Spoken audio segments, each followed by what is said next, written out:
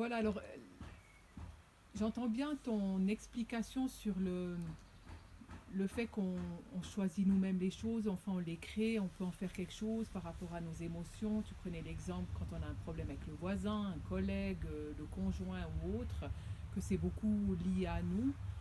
Après, il y a des situations quand même plus importantes, plus graves. Enfin, je me vois pas tenir ce discours à quelqu'un qui est battu dans son couple, à l'enfant qui a été violé. Enfin, je te prends des exemples extrêmes, mais c'est ce qu'on pourrait te répondre en disant Et c'est pourtant, bien joli de dire c'est mes émotions, mais quand il y a un acte violent derrière, comment... et pourtant. Ben alors comprendre que à un certain niveau, la loi d'action et de réaction, c'est la loi du karma, qui fait que je peux comprendre que toute situation qui m'est renvoyée et où le miroir, le renvoi de mémoires qui sont à l'intérieur de moi, peut-être que dans une vie passée, j'ai été ou bourreau ou victime et que ces mémoires sont encore actives, ça c'est la part énergétique, et choisir de nettoyer ces mémoires changerait beaucoup les choses. Et comprendre que de toute façon, enfin, il me semble qu'on y gagnerait à expliquer à chaque être humain que personne euh, n'est victime involontaire, même si c'est vrai, un enfant est battu, les guerres, tous ces trucs atroces, les femmes violées, enfin, et même c'est vrai, ça paraît de nous, ça semble nous sauter dessus, et il semble qu'on est juste pris dans quelque chose de complètement injuste.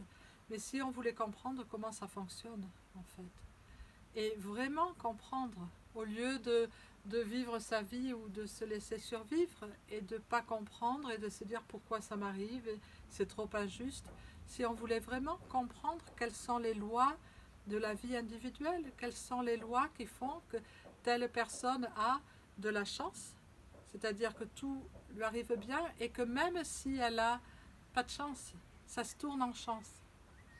Par exemple, Peter Ragnar, qui est une des personnes les plus claires qui existent sur Terre et un des cœurs les plus grands, je crois, qui est notre enseignant de Qigong et qui est vraiment quelqu'un de très clair et de très éveillé, a vécu des choses très difficiles. En particulier parce que il est clairvoyant et qu'aux États-Unis, en apparence, la police aime bien les clairvoyants parce que ça les aide à résoudre certains trucs et qu'il a été confronté à des situations où il résolvait des trucs par rapport à des mafiosi ou je sais pas quoi, et que les mafiosi en question ont essayé de mettre fin à ses jours à maintes reprises. Chaque fois, ça a avorté, mais des trucs fous. Enfin, ça aurait pas pu se passer comme ça. J'ai pas les détails là, mais des trucs fous. Par exemple, ils essayaient de faire sauter une cabine dans laquelle il était en principe tout le temps pour son travail. Juste 3 minutes avant, on va savoir pour quelle raison, il sort. Ou des tas de trucs. Il arrive dans un restaurant avec plein de criminels qui étaient en train d'agresser le, le gars là, enfin le gars, le tenancier du magasin ou du restaurant. Et il voit tout ça, ce qui se passe, il comprend pas, innocemment, il dit mais qu'est-ce qui se passe ici? Très calmement, tout le monde s'enfuit. Enfin, pourquoi? Peut-être parce que c'est quelqu'un qui a vraiment choisi de comprendre. Alors bien sûr, tu vas me dire, je t'entends, un enfant de 7 ans ne peut pas comprendre ça. Mais ça, pourquoi ça ne ferait pas partie de l'éducation?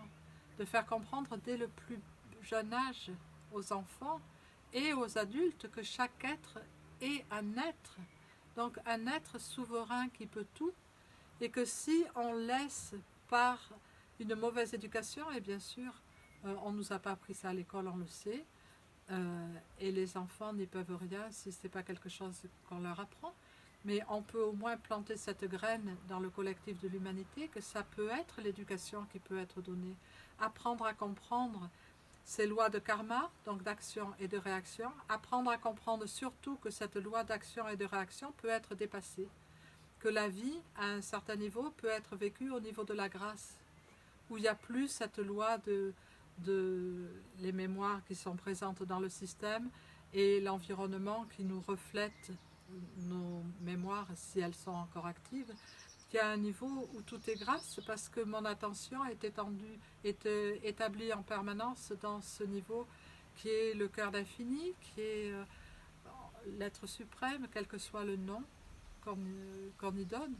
Et on peut s'apercevoir que ce qu'on appelle souvent des choses miraculeuses ou magiques ne sont en fait que l'expression du fait que quelqu'un a choisi de comprendre et d'appliquer les lois de la création d'une autre façon.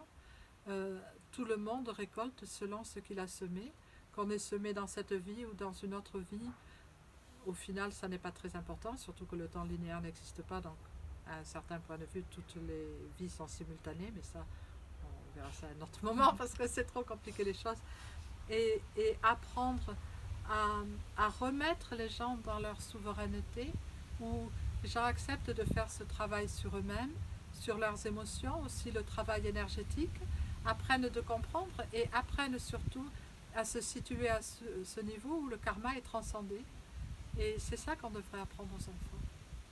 Et c'est ça qu'on devrait tous s'entraider à apprendre et à vivre. C'est ça qui va créer une autre société. C'est pas des êtres magiques qui vont venir et puis tous nous amener dans un train en gardant tous les mêmes modes de comportement, où on va aller dans un endroit où on va répliquer pareil. C'est apprendre comment ça marche, et ça marche.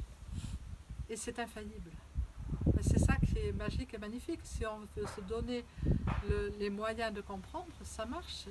Des choses absolument magiques peuvent se passer et des situations qui paraissaient dramatiques peuvent être en 30 secondes transformées en situations absolument magiques et miraculeuses. Donc, et moi, je trouve que c'est passionnant d'apprendre les lois de la vie, les lois de la création et d'apprendre à devenir vraiment un être pleinement conscient de sa réalité, pleinement vivant et pleinement enthousiaste et confiant dans l'infinie sagesse de l'univers.